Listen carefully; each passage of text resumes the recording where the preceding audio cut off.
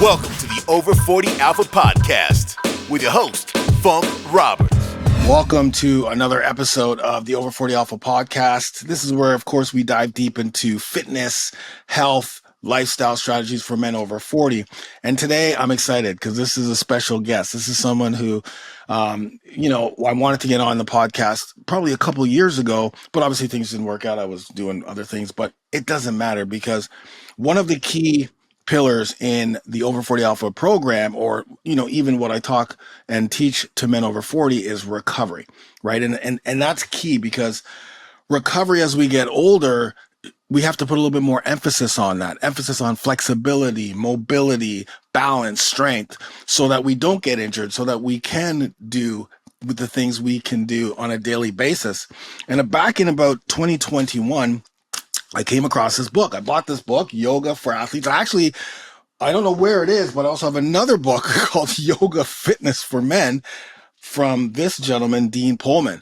And then almost like magic, like the algorithm knew I bought this book, I started getting overwhelmed with Man Flow yoga stuff, right? Not in a bad way, but in a great way. Seeing Man Flow yoga, or yoga DVDs for men, seeing Dean on YouTube, and I just started to I was happy. I was happy to see that there was, yoga for men, muscle and fitness, men's health. So today I'm really excited to have Dean Pohlman, the founder of Man Flow Yoga, specifically for men, on the podcast today. Dean, thank you so much, man. I love your approach to yoga, and thanks for being on the podcast today.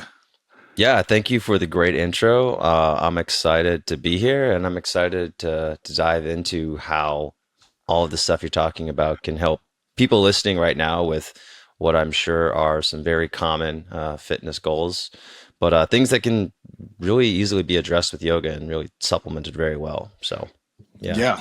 Thank you. So let's start off with how you actually, how'd your journey begin? What is your origin story? How did you get into yoga for men? So I've got the 20-minute version, the 15-minute, the 10-minute version, the 5-minute version. I'll try to do the 1-minute version. No. We want to hear it. Because it's important for us guys. We need to hear it. No, so my story. So I actually started yoga on complete accident. I was doing errands. I was trying to find the tailor, and I stumbled into a yoga studio. I was already dressed to go to the gym, and I was like, oh, I've wanted to try this for a while, but I haven't done it, mainly because I didn't consciously make the decision to go to a yoga studio because I was like, it's too feminine, it's not a good enough workout, it's spiritual, I don't want to do it. But I was there, so I was like, okay, let me try it. And halfway through the class, I was, just absolutely drenched in sweat. I was doing movements that I'd never done before. I was exhausted, I was tired, and we were only halfway through. And I thought, oh my gosh, there are so many weaknesses here that I just didn't know about. What if I kept doing this? How much stronger could I become? And within a month, so I decided I was going to do this 5 times a week, at least 5 to 7 times a week for a month. My flexibility skyrocketed. My core strength went up. My breathing improved. I had more body awareness. I had way more. So I felt stronger, but lighter and more fluid at the same time. So I was like, I feel good. This is awesome. And so that was enough for me to keep going. But there were some things through, going to yoga studios, I was kind of like, oh, this doesn't really fit my vibe. It was super spiritual, which, if you like the spiritual, that's fine. But growing up as an athlete, I was like, I'm working out, but I don't understand this portion. It just kind of didn't make sense to me. There wasn't a lot of technique instruction. So you didn't know, what muscles am I working here? Is my knee in the right position? It was kind of just you just looked around and you tried to mirror what other people were doing. And then me being a super inflexible, muscular athlete dude, I didn't know how to, I looked at other people doing the poses and I was like, oh, I'm supposed to be able to touch my hands to the floor. Okay, I'm supposed to be able to open my hips that much. I didn't have this clear expectation of how flexible I should be. And so I was kind of confused about that. So, the lack of emphasis on fitness, the lack of technique instruction, and the not enough attention to, my male body caused me to go looking for yoga places elsewhere. So I started looking online, and I was kind of surprised to find that there weren't other yoga for men brands. And I was like, well, this is really cool stuff. So I started a YouTube channel back in college. This was I had no business intentions back then. I just created a YouTube channel, and I started to upload videos. I started recording videos in my college apartment, in my kitchen, or in my bedroom. There's even like some, you can go back and look at my YouTube videos. There's even some videos where I like cut off like half my body and I just uploaded the video anyways. I was like, whatever.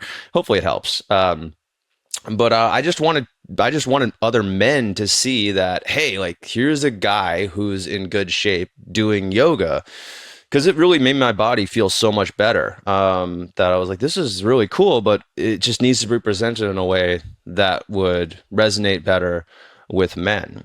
And so that's how I got started. And initially, I thought that I was going to be attracting a lot of, super jacked 20-year-olds like myself. And of course, no, that was not who I was. That was not who was watching the videos. It was mostly guys who were 40s, 50s, 60s, older guys who couldn't do, the typical gym workouts very well because life had gotten in the way. They were, they had been working at a desk a lot. They had kids. They weren't able to work out like they wanted to. And there were also guys who, like people in the Funkiverse. That's not the right word, but in the Alpha Brotherhood, the over 40 Brotherhood crew, yeah, who were, they liked working out. They were already active, but they noticed that, I'm getting older and I'm getting these aches and pains that before they were manageable, but now they're really holding me back, and I'm having to miss workouts, and I'm having to avoid certain movements with my exercises. And so that taught me that this wasn't just something for, younger dudes trying to get ripped. This was something that was going to enable guys to be able to do what they physically wanted to do with their bodies for as long as possible. And so I started creating workouts and programs geared toward that, uploading those videos to YouTube. Eventually I started my own app in members area, and got contacted to write some books, got picked by a producer to do a whole series of DVDs that, we've sold over 100,000 copies of those DVDs. The books have sold over 50,000 copies, been translated into 4 languages, and got to grow this community of men interested in improving their health and wellness, and doing so in a way that was better on their bodies than a lot of the typical approaches to fitness. So that's my story. That's what I'm, that's kind of what I'm doing now. And it's really cool to be in this position. Yeah, no, you said a lot of interesting things there, but I want to dive a little bit back, because you said you were an athlete. So take us through what type of athlete you were, because were you an athlete and then you became a fitness trainer and then you went to yoga, or were you an athlete and then, like, what was that like, and what type of sport did you do? So I was the lacrosse player. Okay. I played lacrosse in college for the University of Wisconsin. I was always and I played soccer too. And no matter what sport I was playing, I was the team workhorse. I was the guy who was running up and down the field, back and forth. If you were doing sprints, I was the person who was beating you or not letting you win. Every time. Didn't matter what environment it is. I just did not like getting beat. And so I pushed myself so much. And that's probably one reason why I have to do so much yoga now, because I just totally disregarded my body and was like, no, do more. Am I falling over yet? No. Okay. I can keep going. So now, I've scaled things back a lot I can still exercise, right? I can still lift weights. I can still push myself, but I also have to, the importance of the word no in fitness cannot be overstated, especially as you're getting older. So, but as even playing sports, I loved working out. So I was the guy that was known in high school as the guy who lived in the weight room. So I was there a lot. And I just liked working out. I trained my lacrosse team. I was the conditioning coach for my lacrosse team when I was there. So, yes, athlete, but really what I liked doing was the workout portion too. So, I started as a fitness enthusiast slash athlete. And then after college, I had no intentions of playing pro. I wasn't good enough. I initially was interested in a different field. So I actually studied, I triple majored when I was in college. I had a Middle Eastern Studies degree, languages and cultures of Asia, and history. I was fluent in Turkish. I was also learning Persian, Farsi. I spent about a year in Turkey, a number of internships there and fellowships. And then I got a job in something completely different. I hated it, and within 6 months, I had quit, and I decided that I was going to do something with this YouTube channel, this Facebook page that I had, and Okay. and yeah, so that's my background as an athlete slash fitness enthusiast, and starting to do yoga, just because I liked the way that it was helping my body in Yeah. fitness terms. So in your this happening in your 20s, I'm assuming. Yeah, Okay. How old are you right now? 35. Okay. Okay. So wow, this is great because you're doing amazing things for the older men. And I think because of your workhorse mentality, like for me as an athlete, What'd you play? I was an indoor and beach volleyball player. So I played professionally Cool. overseas, but then I also played on the AVP tour, the FIVB tour, our Canadian tour. So that was my thing until I was 30. So I played from 18 till I was 30 pro. How tall are you? I'm 5'11", so yes, jumping was 5'11". so plyometrics was big for me. So I was Yeah. also the plyometrics strength and conditioning coach for all the players on the tour because because no one knew a lot about strength and conditioning as volleyball players back then because I played in the 90s. So I played in like the kind of like the heyday back in the day. Yeah. Karch Cry, St. John Smith, all those guys played when I Yeah. played at the same time. But there was really no strength and conditioning. Like no one was doing sprints. I had to do a plyometrics program that I created every off season so that by the time the season started, I was still, I was jumping high. But the play, to tell the truth though, the players that I played against, there was only maybe 3 or 4 guys who were like 6'5", 6'6", like Mike Dodd, Mike Whitmarsh. There wasn't a lot of tall guys like there is now. Now in volleyball, they're all 6'10", and they can do everything that a 5'11" guy could do. So jumping was big for me, but I never stretched. I never stretched after practice, even when I played overseas, when we practiced like for hours. I never stretched after. I would warm up, but I'd never stretch after. And that caught up to me in my 30s. And then I was also a professional Muay Thai fighter, so in my 40s. So that, again, I had to focus a lot more on my stretching, but I understand what you're saying in regards to like breaking down the body, but not thinking you're breaking it down. And the next thing you know, it's like, oh, I go to this yoga class and I can't even touch my toes. What's going on here? Right. So yeah, so in your 20s, you're an athlete, and then right off the bat, you created the Manflow Yoga pretty much. And it wasn't back then. I never thought of it as like, oh, I'm creating this brand. I'm creating this movement. I was like, what do I call this YouTube channel? Sure. Manflow Yoga, right? I guess I could have called it Man Yoga or Man. I think initially I called it Bro Flow Yoga. But I got a cease and desist letter from a company called Broga. They're like, this is too confusing. I was like, I don't care. I'll change it. So Exactly. Manflow Yoga it is. I love it. Now, do you remember DDT Yoga? Do you remember DDP Yoga? Yeah, Like, yeah. yeah. I've never connected with him. I should make a note to do that. I don't know if he would tell me to F off, or if he would say like, be like, this is really cool. Yeah. This is kind of like what I'm doing. And Yeah. it is similar in a lot of ways. I know I have customers who have done both Manflow Yoga and DDP Yoga. Yeah. It was originally called Yoga for Regular Guys. Yes. And then he switched the branding when I think he realized that he could use his brand name of Diamond Dallas page to really, to make it more popular. But yeah, I've heard people using both. But I'm familiar with it.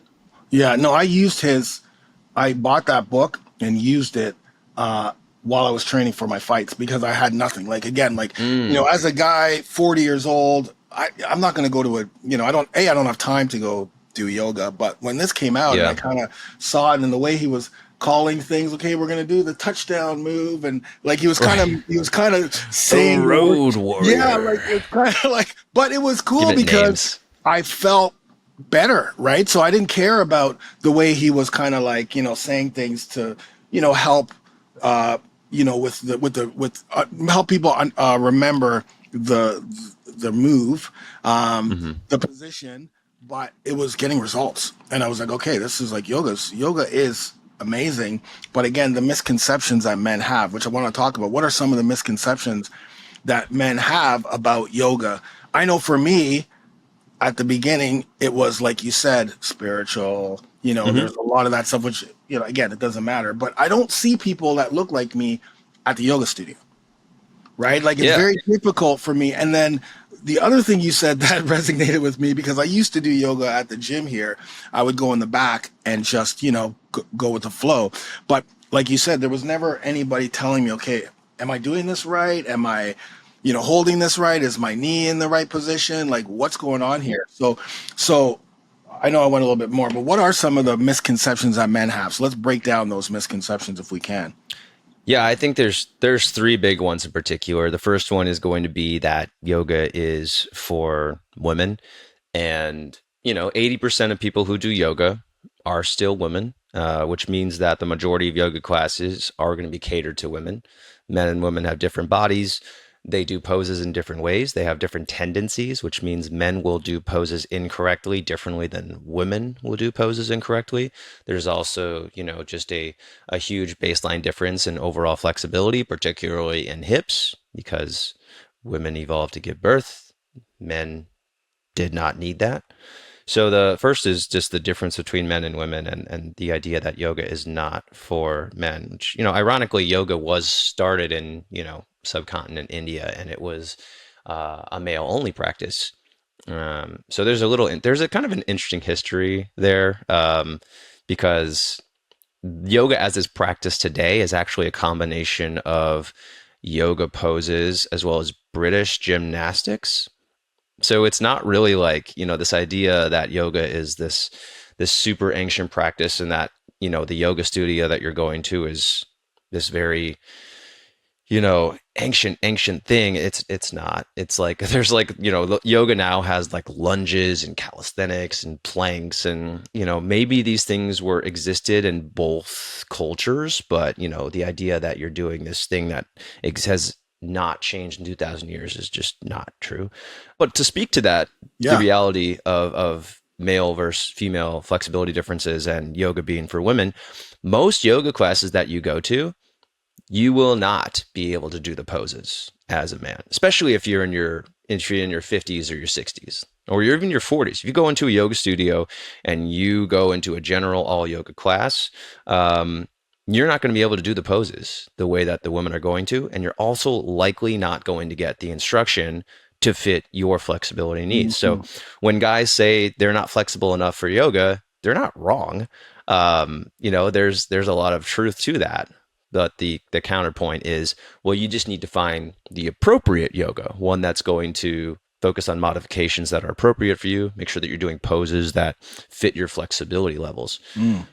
The second big thing is the spiritual components. So, and I'll say that every single yoga except manful yoga, as far as I know, like publicly, and like is going to say like, well, yoga is part spiritual. I guess I can't say that because like DDP yoga is probably not spiritual yoga. So there are probably some outliers, Sure. right? But yoga is not traditionally, and generally speaking, yoga is not just a physical fitness practice. It also is a spiritual practice. So, the difference being between, what I do and what, typical yoga studios do is I'm unapologetically non-spiritual. And like, Mm. we're here for a workout. Yes, we are also going to work on our breathing.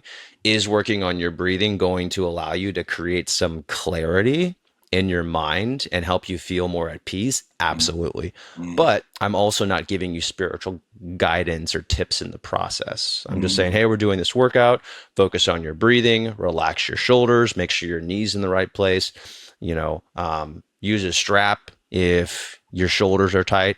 So the second thing is the spiritual, misconception that it has to be spiritual. It Mm.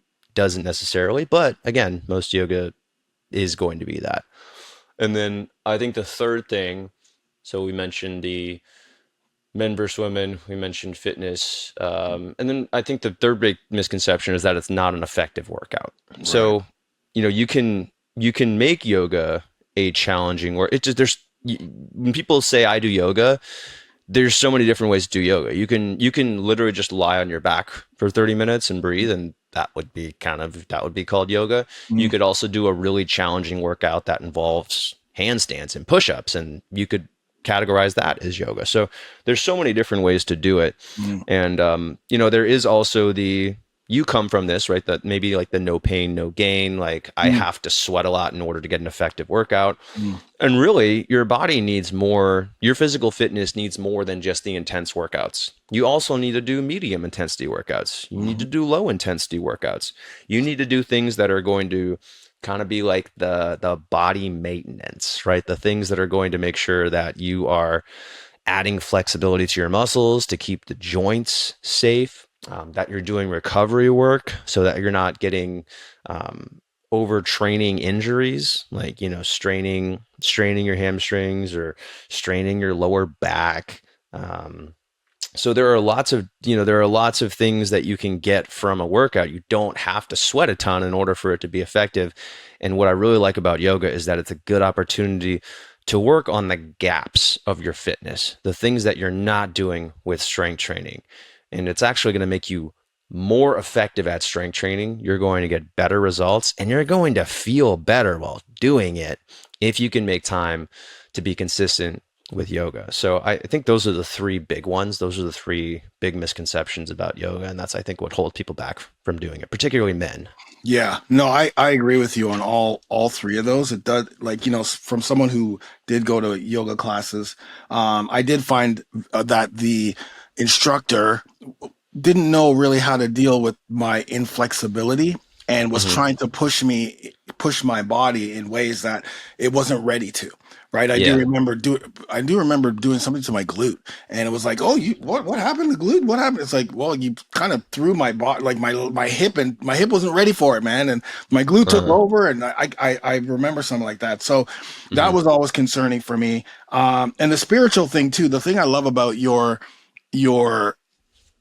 routines is that it's not about not wanting it to be spiritual or not, but hey, we're doing yoga, flexibility, mobility, strength, like that's what we're focusing on. Hmm. Yes, we're going to get all of the aspects that the spiritual yoga brings, but it's just, here's the thing, you're speaking our language, and that is the key. The communication Hmm. that I see through your routines speaks my language, like this is, and speaks most men's language who are coming into this. So I think that connection there is fantastic.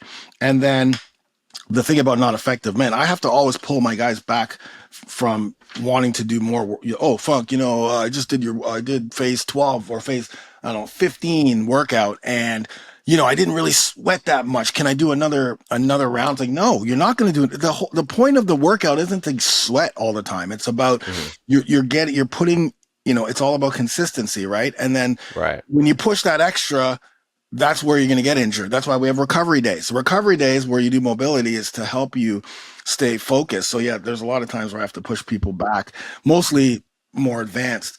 But yeah, Yeah. I totally agree that, because when I did your, like, the testosterone yoga routine, oh my God, that killed me, man. It did. That killed me. Yeah, because I'm not used to the endurance of some of Mm. the poses, and of Yeah. course my flexibility. So it just makes it that much harder. But I love it because, as you say, it makes you feel better, right? Like you feel better, and you're closing those gaps, which many of us have.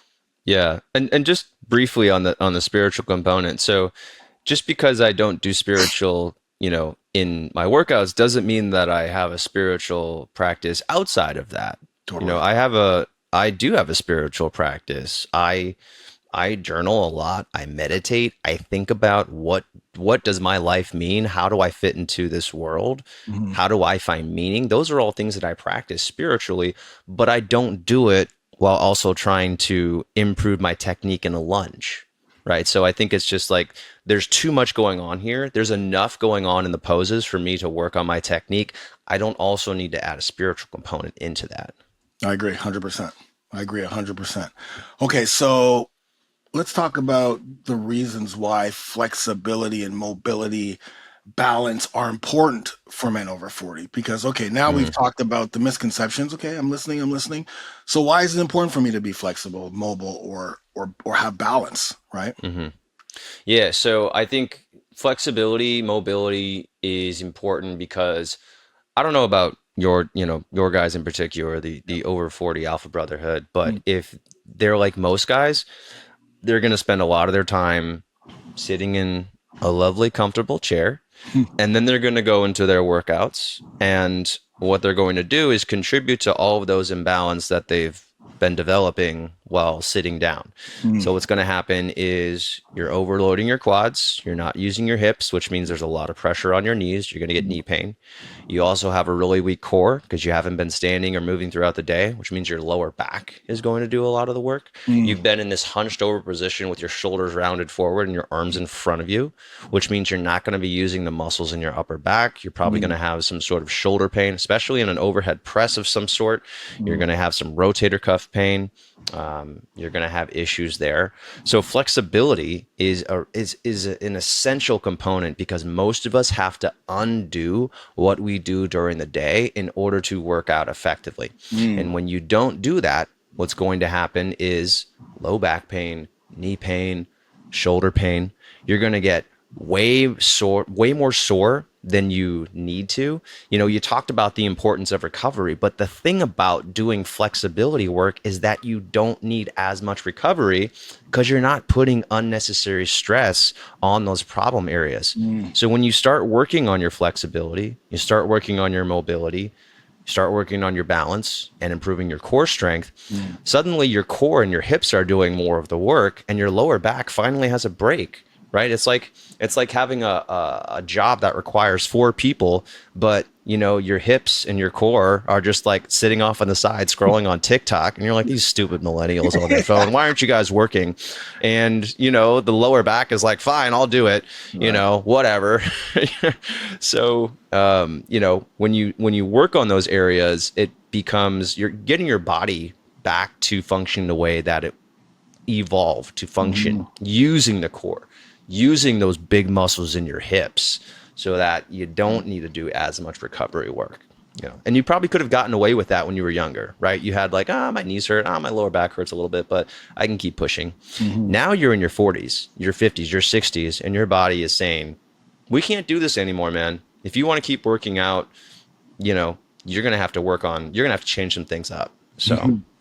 that's Yeah. why flexibility, mobility is so important. And just to touch on the balance thing, balance is a Yeah. part skill and it's also part strength. Just the practice of balancing develops so much strength. It develops hip strength.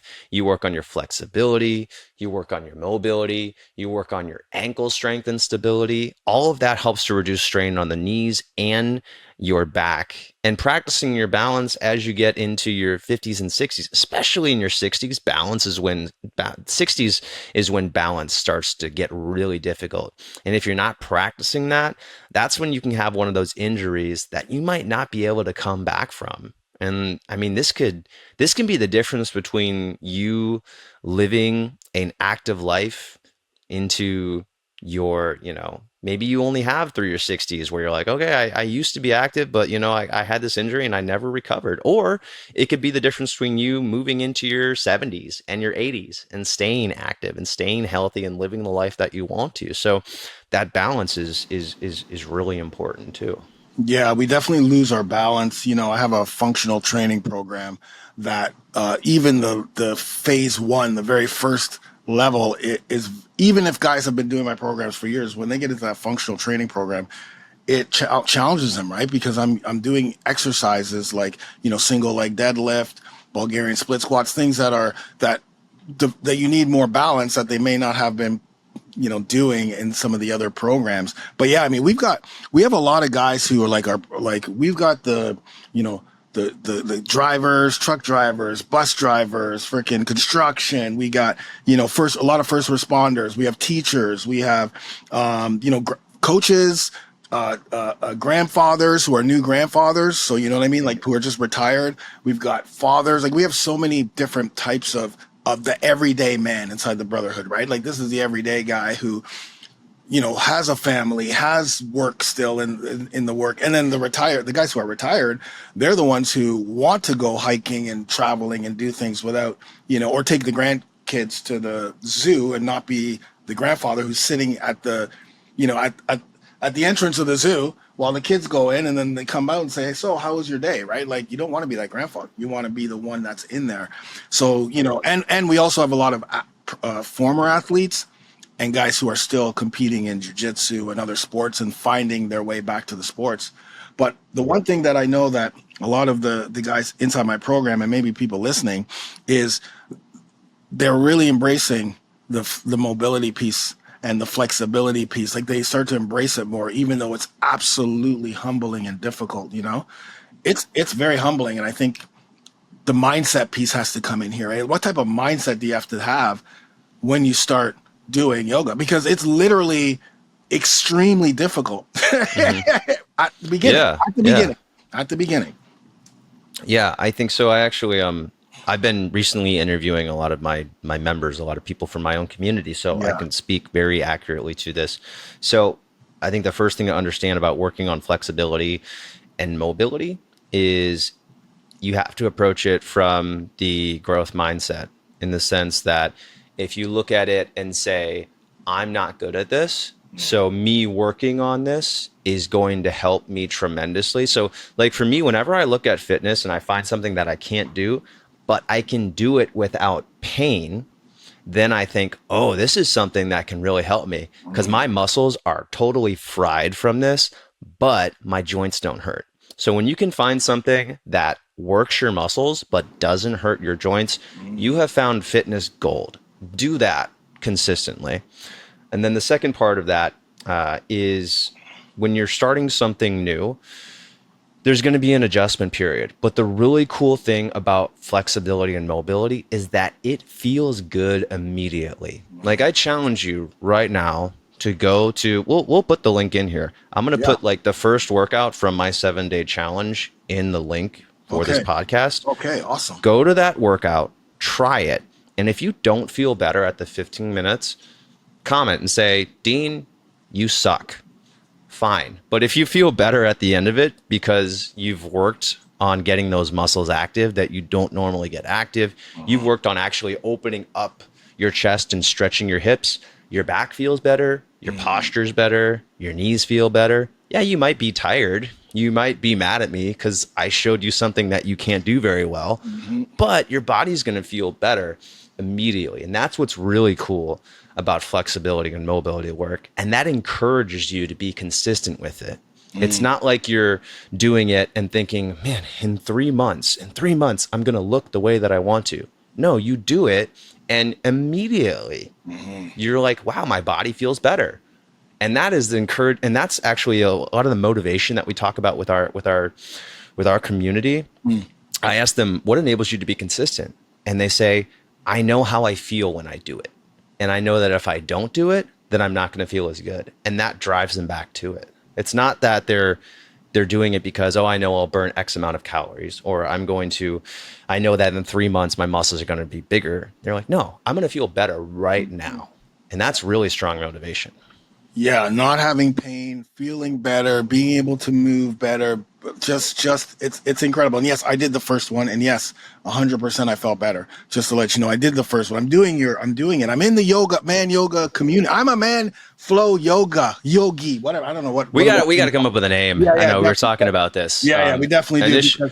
Initially, I called it man flowers. Okay, but then I realized that was man flowers. I was like, oh, it can't be man flowers. No. I mean, maybe we could rebrand flowers, I guess. But I like the yoga piece. Because Yoga Beast is a better name. Yeah. Yoga Beast is the best, man. Because listen, only a few people on this planet will embrace yoga the way us yoga beasts do. right? And when I see the pictures of the guys inside your Facebook group and they're posting those pics, man, of the, like, one person, I don't know if I'm going to say his name anyway, because he's on like Joe Bernier. That He's guy's I'm interviewing him tomorrow. oh, He's a beast, dude. He's awesome. Give Joe my utmost big up, respect, man. Like he's one of those guys I see in there, and it's like, yeah, this is like, because he's got some beef on him. He's got muscle, and that's the other thing I love about what you do is because, again, it's like it's more relatable for us, right? Like when we can see somebody who's muscular, who's and fit, but not, because most yogis that you see that are like that are male, they're always very, very, very skinny. And yes, they're flexible for sure, but it's like I just can't relate to this guy. Like I know what he's doing is great. I'm not, but it's just the relatability to seeing somebody who's got muscle, who's doing these movements, holds, whatever is. It's so inspiring to say, okay, I'm in the right place because I'm with a person who kind of understands where I want to get to, and not being big and jacked, but as we age, we do lose muscle, so we have to build muscle as well. And so knowing that we can do that while staying flexible and mobile and have balance is huge. So yeah. I think it's incredible. And I also like that we have jack guys, but we also have guys who are on their weight loss journeys right now, and they are unabashedly sharing photos of themselves doing yoga. Like these are bigger guys, and they have the support of a community when they post. Like no one's saying like, "Oh, you should put a shirt on," And if we do, we kick them out. Like totally. You're out. Bye. Yeah. Get out of here, dude. Yeah.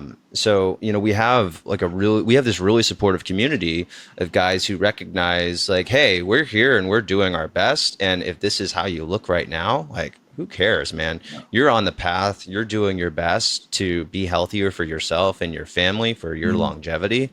And it's inspiring to see that. I saw one of your routines or programs with a bigger guy, and I loved it. It was like, we've got a yoga for bigger guys series. Yeah. Oh my God. Come on. Like that's so the way you're just hitting all of the marks, it's like impossible. Yeah. There's no barrier that, because bigger guys will say, well, I can't do that. I'm too big. No, man. Like you have a whole freaking program specifically with this guy who's going through it with you. And it's inspiring because I see him doing poses that I can't even do. So that inspires me to go, okay, great. Okay. So, I can get there specifically with the yoga blocks too, which help. Yeah. But here's a question I got to ask, because I think when people hear yoga, the very first thing they're going to say is, what type of yoga do you do? Okay. So, because there's so many different types of yoga out there, yoga practices. So how does a guy answer that question? Like guy within Manful Yoga, or just a guy who's like, you know what, I'm ready, honey, I'm going to be doing some yoga. I'm going to be doing some Manflow yoga. I'm ready to do it. Or, hey guys, you should see I'm doing some yoga. It's amazing. It's blah, blah, blah. The first question people will ask is, what type of yoga is it? Is it hot yoga? Is it, vinyasa yoga? Is it freaking ayahuasca? Like what yoga is it? That's what everyone wants to know, because it helps them, makes sense of it. So the terminology that I hear most often when people describe Manful Yoga is strength focused yoga. Okay. So it's adding in, you have an isometrics program. Yep. Right? Yep. I could say anything and you're like, yeah, I got a program for that. You have a water bottle program, right? Yeah. There you go. Exactly. It's like a shake weight. That's the shake water bottle program. That's the next thing. And fill up the water bottle and use that. We will get there. But so think of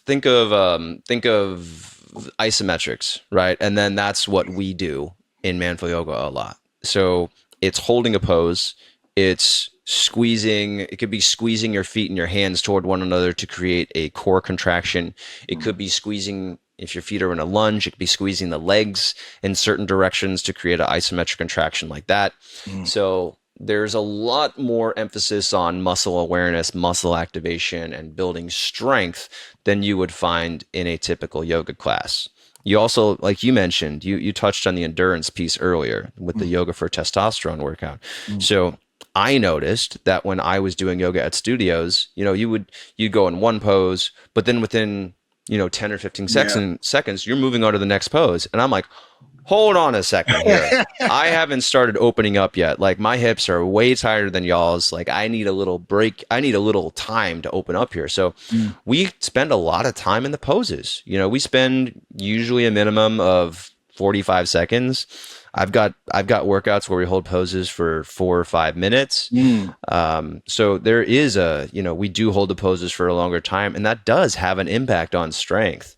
I've got a lot of guys who have done yoga before, but they come into manful yoga and they're like, man, I've done yoga before, but not like this. And I actually notice the results. I feel stronger going upstairs. I feel more endurance in my day-to-day life. So there is a big difference that comes from that. So I would have to say strength-focused yoga if it was being described as something. But we also do the recovery yoga, right? We also have things where they're more mindful practices, where you're working on practicing your breathing and being able to apply that into physical movements. We also have recovery focused workouts where the goal is, hey, you just did a workout, your body's sore. Let's get some of that soreness out. Let's relieve some of that tension. Let's get you back to feeling as close to 100% as possible so that when you go into your workout the next day, instead of thinking, oh crap, I really don't want to do this, you're thinking, oh, you know what? Yeah, I feel good. Let's do this. Yeah. No, I again love it. And the fact that I'm going to just go back to the flexibility piece, because I find that my flexibility increases when I do your yoga, because I'm holding the position. So with flexibility, in order to become more flexible, you have to train the muscle to be strong in that flexed position, right? So like, So that's like active mobility versus passive flexibility. right. Okay. Right. So, Mm-hmm. but I find when I'm holding your poses and able to like squeeze and contract the muscle, now I'm teaching the muscle, okay, you're gonna be okay in this position. Whereas before it wouldn't be. I'd be like all over the place. Now, if I'm Mm-hmm. doing a warrior pose, the warrior pose that I'm holding is now I'm getting like I'm able to I have more flexibility. Like I'm able to do the pose longer, and my hips move out a little bit more, whereas before that wasn't the Mm-hmm. case. And I'm assuming it's because I'm contracting at some points the muscle in the stretch position, so that the muscle goes, oh, I'm good at this position. I remember Mm-hmm. when I was training my hips for kicking, that was one of the things that my Thai coaches would tell me. It's like, okay, we're going to put your leg out, but now you're going to uh, contract your muscle, and then you're going to Mm-hmm. floss, which is what they were calling, because you have to turn over with Muay Thai. Yeah. And I just realized, oh my God, my hips are getting strong. It's like, yeah, because you're training your body to to be strong in that Mm. position. Whereas if you're just holding it there, it's just gonna go back to where it was before. It's not gonna get strong. Yeah. Is that No, am I absolutely. okay, If you okay. can think Yeah. getting into end range and what muscles would I engage and how to be able to actually move Mm, within this end range versus putting your body there, and then let's say you use the ground or a wall or your other hand to hold it there. There's a big difference between getting into a position and holding it with strength versus mm, just getting it there and holding it passively. There are benefits to both, sure. but when you can build strength in extended range of motion, that's going to establish functional mobility, and that's actually going to increase your baseline flexibility as well. Okay. So something that we hear about a lot is, people do yoga and they focus on, traditional yoga. They do a lot of passive stretching, and they feel good when they do it, Mm, but as soon as they stop doing it, or a couple days later, it kind of wears off. And mm, that's not to say that you don't need to be consistent in order to keep noticing benefits, but when you combine strength with flexibility, it lasts a lot longer and it creates more lasting change in your body. mm. So it is very significant to be able to focus on active mobility instead of just passive flexibility. So when it comes to health, common injuries and pain men have, right? So we're going to say knee pain, we're going to say hips, we're going to say lower back, we're going to say joint stiffness. How does this help them? How will this help them? What are some even poses that are there any poses that come to the top of your head. They're like, oh, this pose here, this is good for this. This pose here, this is good for this. If you can. Yeah. Well, there's two things. So there's two things that I want to say. So first off, you can exercise, you can do yoga in a way that's going to address the source of aches and pains. So when you strengthen your core, when you strengthen your hips, so when you do things like a single leg bridge, right? Just do a bridge and then stick one leg out, a single leg bridge. That's going to strengthen your glutes. That's going to make it so that your lower back is doing less work. That's going to make it so that your knees are doing less work. If we look at a boat pose, for example, which is, if you've never done a boat pose before, I think it's one of the most beneficial exercises from yoga, in the sense that you do not strengthen your body in this manner in other traditional exercises. So up until I got into yoga, I had never done an exercise that targeted my core this way. And when you strengthen your core like that, less strain on the lower back, again, less strain on the knees, more open posture, which means less strain on the shoulders, and more, you're putting it more into your upper back, those big muscles in the upper back, instead of these tiny muscles in your rotator cuff and your anterior deltoid. So so part of it is just building strength where there are weaknesses, so that that soreness doesn't happen to begin with. And then the other part of it is just doing the appropriate stretches to relieve soreness when it exists. So, if you're a big lower body guy, then doing a pigeon whenever ideally within 24 hours of your lower body workout, getting into a pigeon, or getting into what's called a lizard stretch or a couch stretch, or it could be getting on your back and holding a strap, a yoga strap. And if you don't have one yet, you use a dog leash or even a belt, and then just holding your leg with that strap and stretching your hamstrings, stretching your inner thighs, your adductors, or stretching your outer hip, your abductors. So these are all things that you can do to not only help with addressing the root causes of this pain and soreness and lowering that overall soreness that you get, but also with just, stretching those big muscles that you're going to be working anyways. Yeah. Yeah. And allowing you to recover so you can continue to train, right? Like that's the big thing. It's not getting injured, because, everyone at 40 that I'm seeing coming into my program anyway, or just that, I'll send out something and say, like, what's your biggest struggle? And it's a lot of joint pain. It's a lot of stiffness, and they have no clue how to get rid of it. Right. It's like, oh, I'm going to the doctor. The doctor's telling me this, and, I got back issues, but I know that with my back issues, as soon as I address my hips and, making sure that I activate my glutes, that makes a massive difference, right? Like a huge difference. And now this is my fourth ablation that I just had on my back, or third one, maybe third one. But every time I do it, I'm continuing to focus on hips, my mobility, my strength, and that is prolonging the time I have to go and get the ablations done on my back. Because I'm addressing the root cause. I'm addressing one of the root causes. Yes, there's some structural damage, but the more specifically in my hips, the more hip flexibility I have, it's just, and the more just mobility in general, the less back pain I have, and the less time between getting those ablations happen. So there's no question, right? It's not even a debate. This isn't a debate, actually. This isn't like, not between you and I, but this isn't even like, you shouldn't even be like, so is it going to work for me? 100%. Like, it's 100% guarantee that if you do this for, 30 days, you are going to feel better, move better, have more confidence. What are some of the biggest changes now that you're interviewing some of your guys that you've seen coming in? Like, pain relief is the biggest, and that's the most immediate improvement. Right. And what's cool about that is people could have chronic pain for years, like every day of your life, lower back pain for 10 years. And you start doing this stuff consistently, and it doesn't have to be every day. We have people who do these workouts 5 or 6 times a week, but we also have people who do it 2 or 3 times a week. A lot of people who only do it 2 or 3 times a week, and who also don't do it as like a super intense workout. They're like, I'm already lifting weights, I'm going to do this on my rest days. Cool. Yes. Great. And for those people as well, the benefit, a noticeable benefit, is pain relief, and that happens within your first month. Totally. For a lot of people, it's within the first couple of weeks. Actually, the people that I've been talking with, it happens within their first 2 weeks.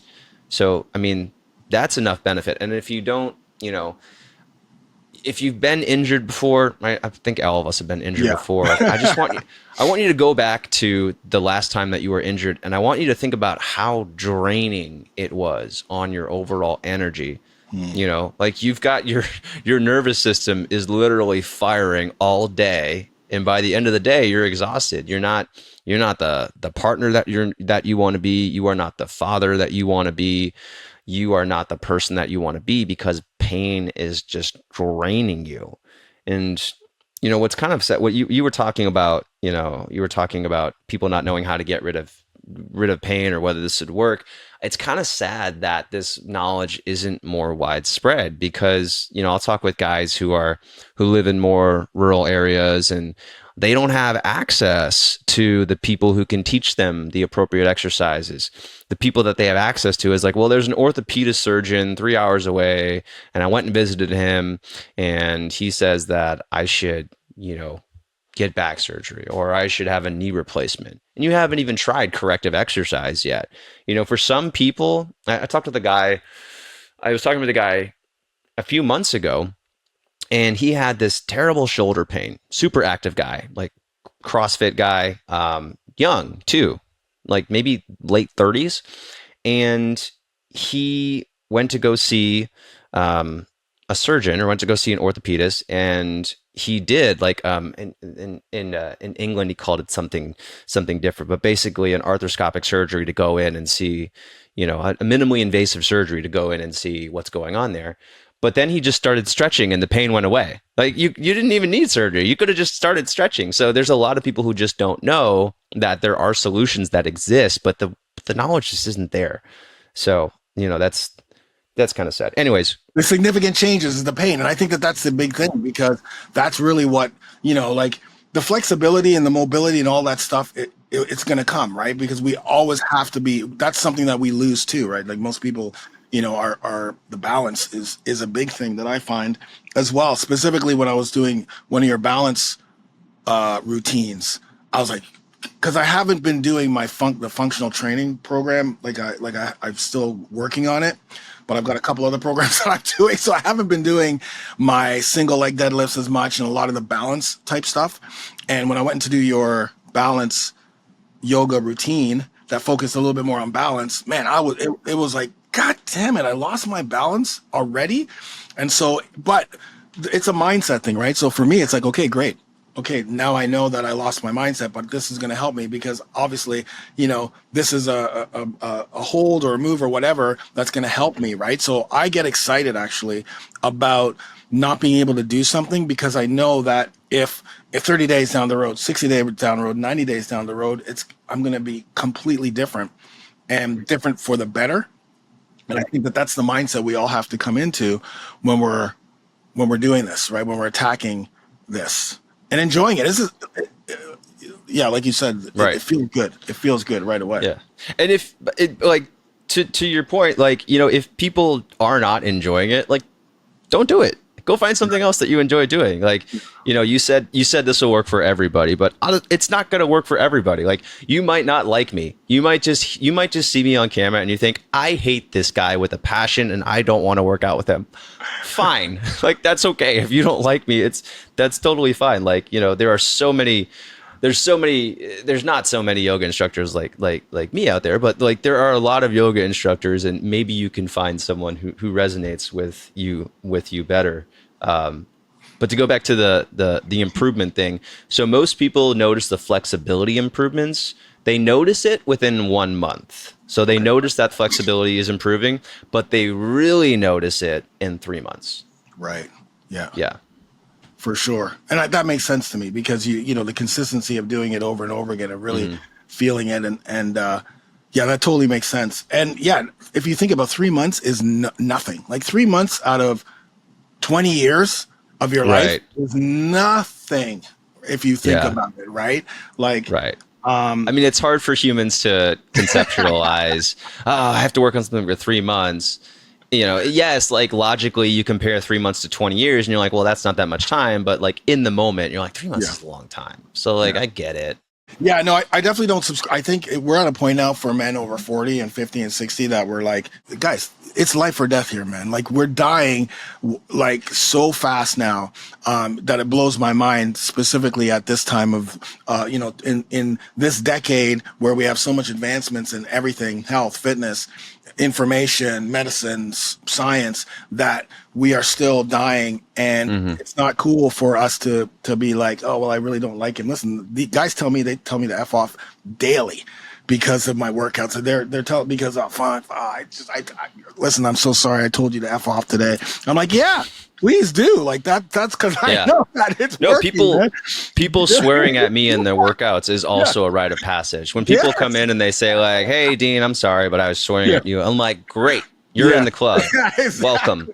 Welcome to the club. This is amazing, man. So I want to do something with you in regards to a yoga program specifically, not just for the guys in my brotherhood, but any man that I come across that, so I definitely want to collaborate with you. But other than that, I think everybody listening to this right now needs to go to Manflow Yoga and start training with Dean. Like you're going to love every minute of every routine. It's just because it's challenging, but it's working, and that's what. And you'll really like it after the workout. Yeah, and you do have the right to swear at him, so that's even better. Yeah, you can come in knowing that. All right, I can give this guy what, but you're going to be more focused on a lot of the moves and the holds, and I mean I don't even know the right word, so but. The yoga blocks are so huge. I mean, that was a game changer for me because when I started doing your routines, I didn't use the yoga blocks. My ego was in the way. And then when I started using them, I'm like, oh, wait a minute, this is like actually helping me get more out of this routine, right? So it's out of this workout. Well, we actually made some extra tall yoga blocks too, which like you can't find anywhere else. So most yoga blocks are, I think, 9 inches. We made a 14-inch one. So for guys who are especially tight or bigger guys, when your belly gets in the way, we've got the extra tall yoga block too, which is really helpful. That's amazing. So where can people find you? Where do they go? Give us your website, your social, and your YouTube channel as well. Everything is Manflow Yoga. So manflowyoga.com to learn more about the members area. We've got a blog there with some poses. We've also got my story, my background, if you want to check that out. And then I'm on Facebook, I'm on Instagram, I'm on YouTube.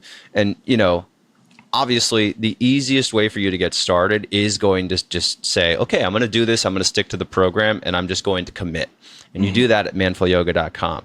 But if you're not quite ready for that, or if you just want to make sure that you can tolerate doing the workouts, go to the YouTube channel, at least just try a workout. Look, we have tons of topics. I've got workouts for sciatic pain, for posture, for runners, for weightlifters. I've got warm-ups and cool downs and knee pain and back pain and shoulder pain and office workers and stand-up workers. Like literally I think there's like 1,300 videos on YouTube. So go there, find something that speaks to your needs, see if it works for you. And then if you want to be more consistent and make sure that you do these workouts consistently, that's where the members area and the app really helps, because there's programs in there to follow. You don't have to think about what workout is next. You just follow the schedule. There's an amazing community, just like the Over 40 Alpha Brotherhood. We've got a fantastic supportive community where you can get motivation, inspiration, ask questions. Hey guys, what's working for you? Or, hey, I've got knee pain. What should I be doing? So that's my spiel. That's what I have. I love it. And I'm in the community. I'm in the Manflow Yoga community. I am a yoga beast. So join me in there, because you guys know the importance of recovery, but this is more than recovery, right? This is that, like you said, it's strength, it's balance, flexibility, mobility. It's everything that we need to continue our overall health in our 40s, 50s, 60s, 70s, 80s, 90s, and give us confidence too while we do it, right? We need that confidence. And I love the way you, they're all follow along, by the way, guys. So it's like, it's not like you have to click a demo of an exercise and try to figure it out. It's follow along. So taking us through the whole routine is huge, because then all I have to do is just follow. and watch and take your cues, which I find very helpful.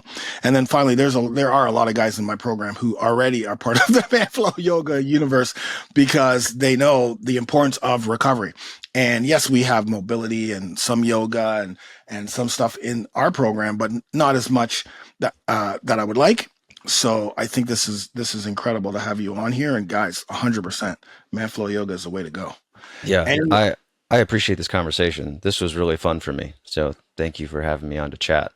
no problem. Thank you for being here. And we'll see more. We'll do more for sure in the future.